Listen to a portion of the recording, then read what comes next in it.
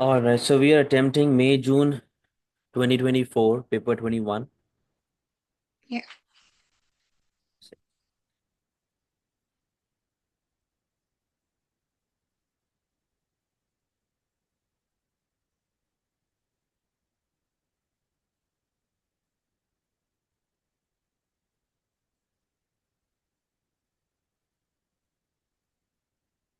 All right, so the first question from section B, micro part, it says with the use of examples.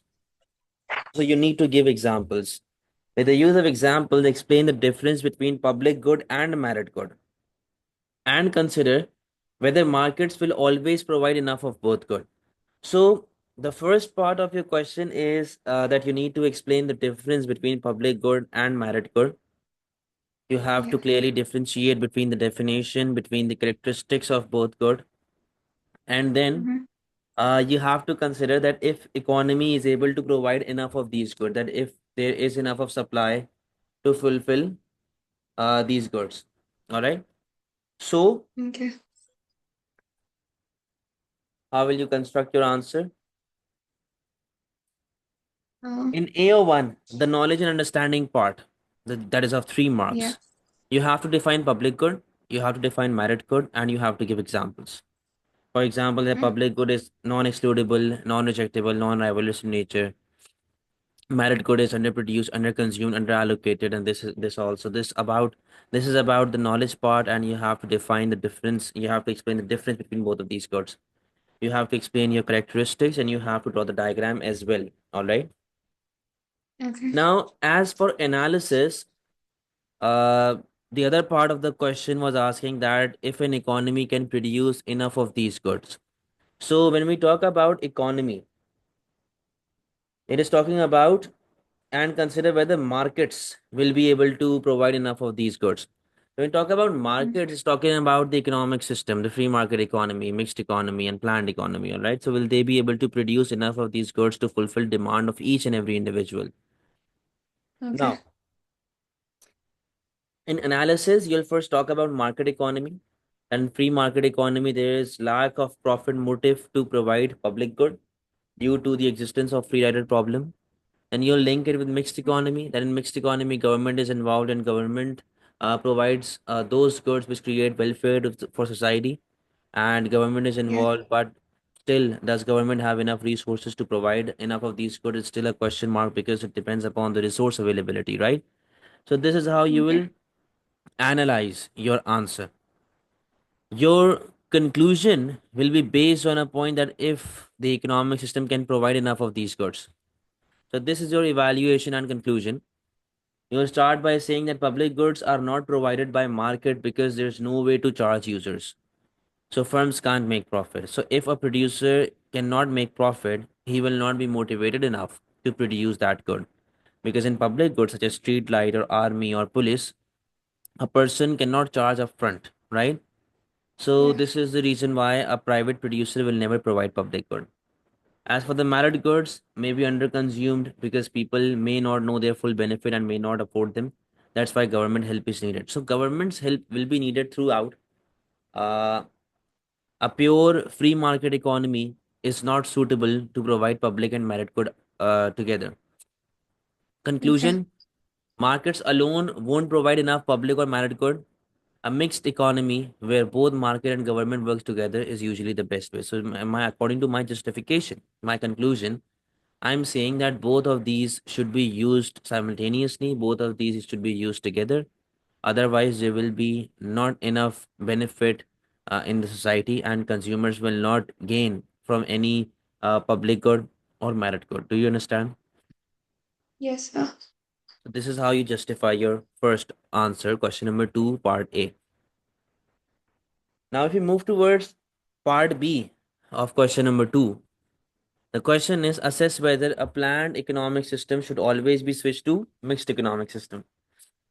So it's a fight between economic systems, planned economy, that is command economy, or mixed economy. Mm-hmm. Planned Yeah. economy, which is purely controlled by government, and mixed economic state, in which both private and government individuals work together. Now the question is, should planned economy be converted into mixed economic state? Here you go, the mark scheme. First, you have to explain the difference between the mixed economic system and planned economic system. Now you have to give individual benefits and individual drawbacks of planned economy. All right. You have to give individual benefits and drawbacks of planned economy. Now, what is planned economy? Owned and controlled by government. Government focuses on welfare. Government's main aim is to provide service. They don't want to earn profit. However, they're very slow. They're inefficient. They provide what they think is important. They do not consider the needs and wants of a consumer. What they want. All right. As for mixed economic state, both private and government individuals work together. Private firms focus on rich people because their main aim is to earn profit. Government tries to provide social welfare. Government benefits through transfer payment and this and that. However, it depends upon the power share between both private and public individuals. And also, there can be some conflict of interest between government and free market organizations. So, this is how you're going to compare both of them, the benefits and drawbacks Okay. individually. Then, as All for your right. evaluation, you have to compare the benefits and drawbacks of planned and mixed economy. A mixed economy can work well, but only if government and private sector both do their jobs properly. This is the Mhm. first line of my evaluation. If the government controls too much, it may slow things down. If it does too little if it does too little, problem like inequality and poor healthcare may not be solved. Now, what I'm trying to say is that the power that government has, it needs to be utilized properly. If government is taking charge of a lot of things, it might slow down the government. And if government is not spending too much, it may not be beneficial for society. The poor people may not get full benefit that they deserve. Also, not Yeah. every country has the money or strong systems needed to run a mixed economy well. What works in one country may not work in another. Since private sector is involved, wants and luxuries of rich individuals will be fulfilled as well, which is not possible in planned economy. Also, since there is Okay. no profit motive in planned economy, it is highly unlikely that they may innovate, resulting in poor standard of living and inefficiency. Now, see, what Okay. I'm trying to say here is I'm trying to go reach to my conclusion. I'm saying that not not every country is same. Not every country can follow the same economic system, and it might be difficult for different countries to run mixed economy. For some, it might be difficult to run command economy. So it depends upon the nature of country, and it varies country to country, Okay. because you have to consider the political standards as well. You have to consider the politicians as well, that either they are corrupt or not, or how they are running the economy. You need to consider a lot of factors.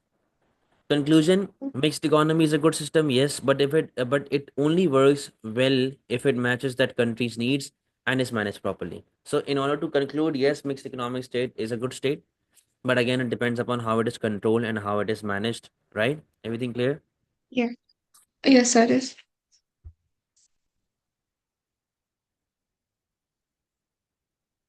Give me a second. Mhm.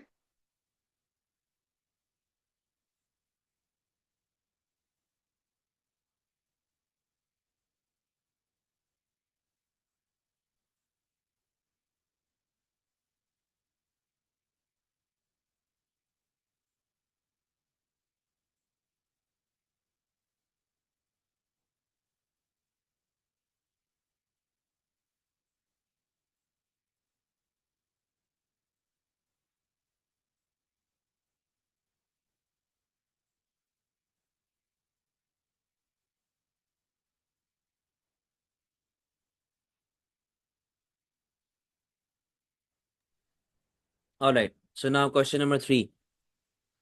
With the help of a formula, explain what is meant by income elasticity of demand for a product and consider the extent to which demand for a product will always rise at the same rate as the income of its consumers. And the first part is very simple. What is a YED? Income elasticity of demand. You'll write about the formula, definition, and all that. As for the second part, what it is trying to say is consider the extent to which, when we talk about extent, you always involve elasticities of demand in that particular question, if it's elastic or Okay. inelastic. Consider the extent to which demand for the product will always rise at the same rate as the income of its consumer. Is what it's trying to say is that your income is rising, and this will also Mm-hmm. lead to an increase in your demand. But what we have learned in our syllabus is that there are different goods with different characteristics. There is one good known as inferior good, and when your income level will rise, the demand for that good will fall, right? So you have Yeah. to consider that impact. You have to give that in your evaluation and justification. Now, Okay. YED formula values percentage in quantity demand over percentage in income. Yeah, it's very simple, it's very basic. Now, when it was talking about the extent, what I'm going to say is that if percentage change in quantity demand is greater than percentage change in income. Right now, I'm not talking about either the good is normal or inferior. I don't care about that. I'm just talking about elasticities of demand. According Okay. to the formula of elasticity, if uh, numerator is greater than denominator, it will be elastic. If numerator is less than denominator, it will be inelastic. So if my percentage Okay. change in quantity demand is greater than my percentage change in income, there will be elastic demand, elastic YD. All right. If my Okay. percentage change in quantity demand is less than percentage change in income, I will get inelastic value of YAD. Everything clear up till now? Yes, sir. Then in analysis in AO2, you'll differentiate between normal good, inferior good, and necessity good, positive value, negative value, zero. This is your analysis where you're talking about coefficient, the numerical value. Okay. Income elasticity of demand, evaluation and conclusion, AO3 of 2 marks. The effect of income on demand depends on the type of good. See what I told you early on? That it depends upon the type of good, it depends upon the nature characteristic of that particular good. For luxury good, demand rises faster than the income. For necessity goods, demand rises slowly, or it won't change any. Or it may not change, right? For inferior good, demand may fall as income rises because it's cheap good. It's a basic good. So even if your income level is rising, your demand for inferior good will fall. As for the Okay. necessity good, it may increase or it may not increase. It may stay the same. Majority of the time, it stays the same. Conclusion: demand doesn't always rise with the income. This is my first starting paragraph, my first starting line. It depends upon the type of good and the economic situation of consumers. Everything clear? Yes, sir. So one question. Yeah. The part where you've written evaluation and conclusion, obviously we'd have to write more than that, right? This is just like marking scheme No, no, references. no, no. It's enough. It's enough. That's enough. Okay. All right. Now let's move to another question. The part B of question number 3. Assess the extent to which price elasticity of supply or cross elasticity of supply is more useful to a business. So you have to Okay. compare PES and XCD for a business, usefulness of Mhm. PES and XCD for a business, and you have to give your conclusion which is better. Now for AO1 and AO2, it's very simple. You have to explain the basic difference between XCD and PES. Then you will write the benefits and drawbacks of both XCD and PES. The benefits of PES for a producer, you have to make sure that they are in regards to your business. It helps business estimate how quickly they can respond to change. It's very basic benefit. Aids with inventory and stock management. It gives business a proper know-how of his system. How much can he produce? How much can he plan for future? And it helps in planning and spare capacity investment, etc. However, it's only an estimate. All right, it's only an estimate. It's based on assumptions, and it supply response depends on industry constraints. For example, production time, labor availability. Also, it might not give you the idea about the market, so this can also be a drawback of PES. If we talk about XCD, it identifies whether a product is a close substitute or a weak substitute. It helps you in pricing strategies. It helps you in decision making. Gives you knowledge about market conditions. However, Market conditions, they change quickly, making XCD values outdated because it's a very fast market these days, no? Difficulty in measuring value, the accurate result, businesses may misinterpret the strength of relationship between the goods. Uh, I might consider a product a close substitute, but for him, maybe I am a weak substitute. So this can change. Yeah. So you have to write individual benefits and drawbacks.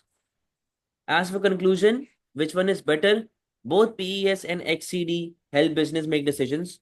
Yes, this is my starting point. But their importance depends upon the situation. PES is useful when a firm wants to respond quickly to demand, like in an agriculture or food.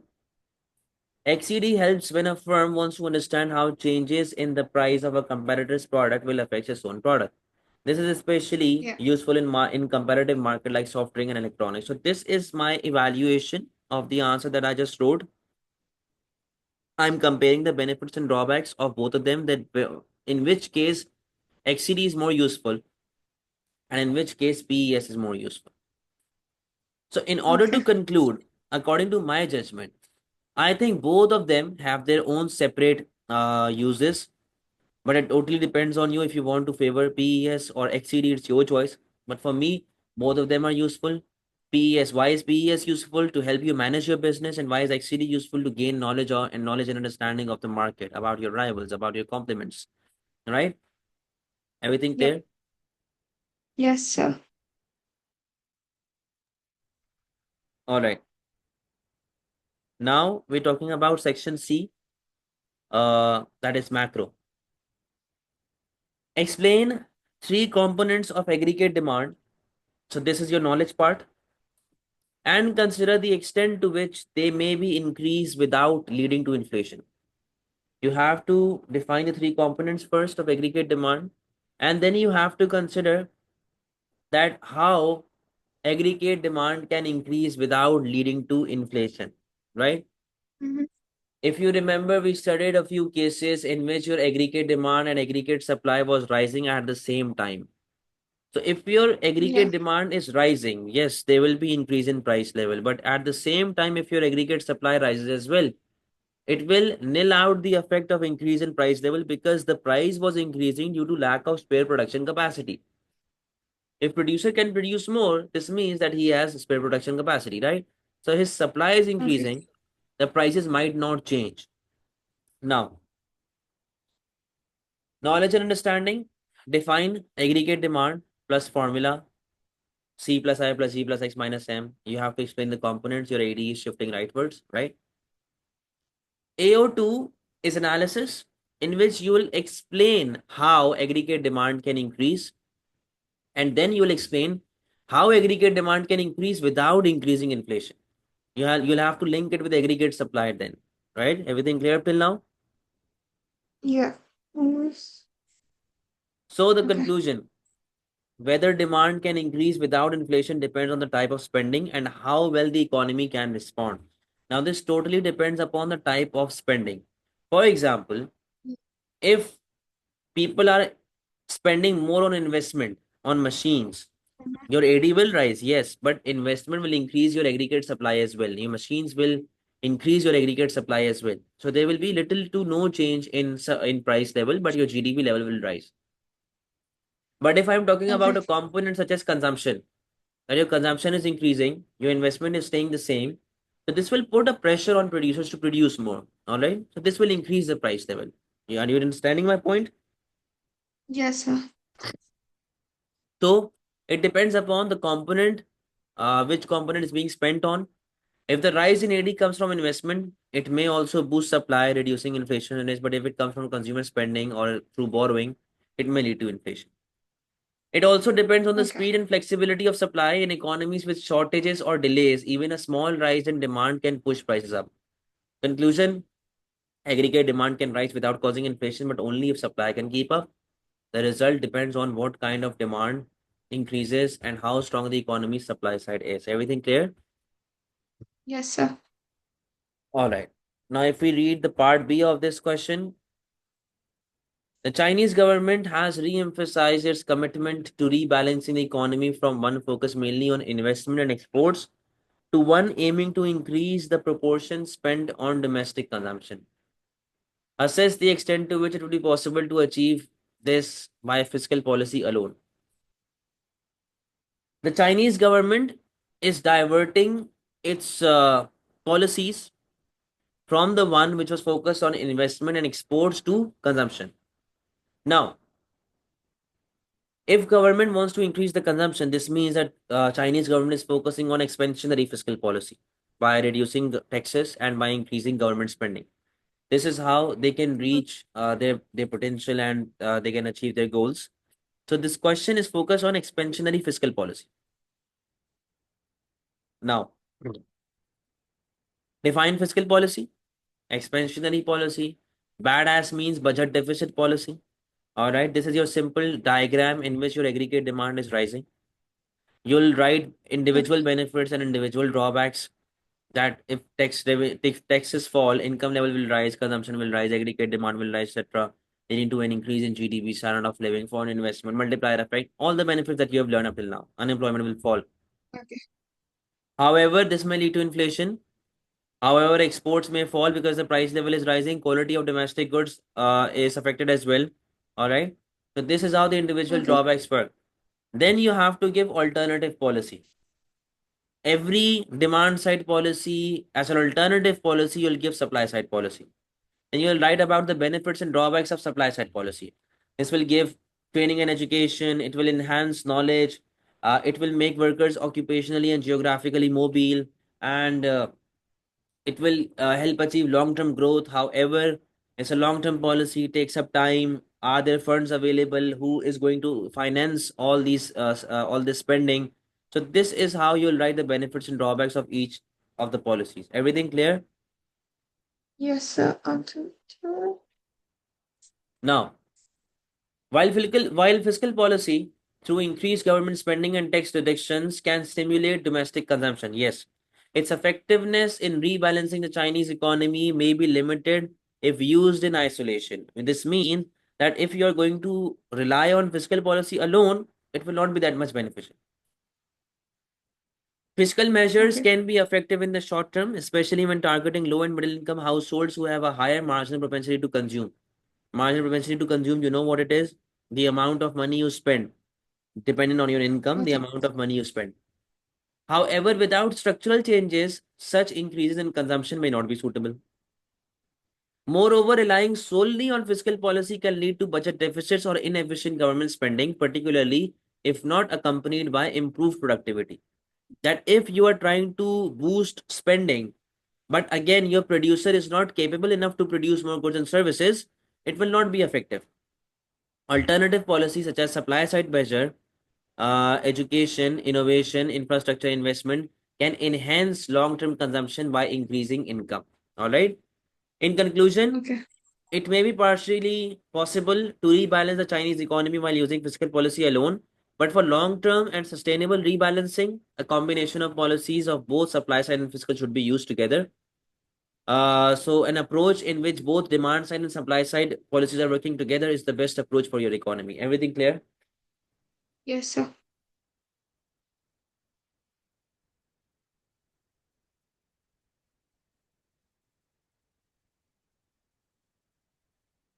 Question number 5. Explain 3 causes of unemployment and consider which cause is likely to be the most damaging to a high income country. Kalen, in a high income country, usually frictional unemployment is not that common. Seasonal is common, but not that much common. The most harmful type of unemployment that is faced by a high income country is structural unemployment, which is very Okay. difficult to sustain. The 3 causes of unemployment and which one is the most harmful, most damaging among those three. Explain unemployment, define unemployment, 3 types of unemployment. What we'll focus on is cyclical unemployment, structural unemployment, and frictional unemployment because they're easier to write. All right. If you don't remember any of these three, you can go to other ones like seasonal unemployment. All right. So you can write about that as Okay. well. Frictional unemployment, cyclical unemployment. But you have a lot of content of structural and cyclical.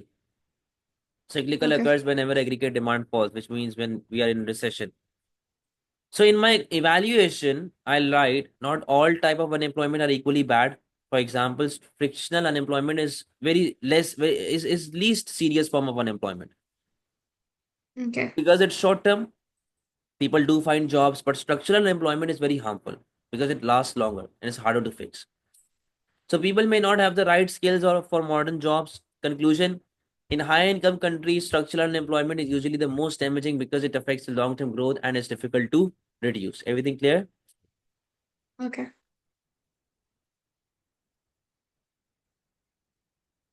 Last,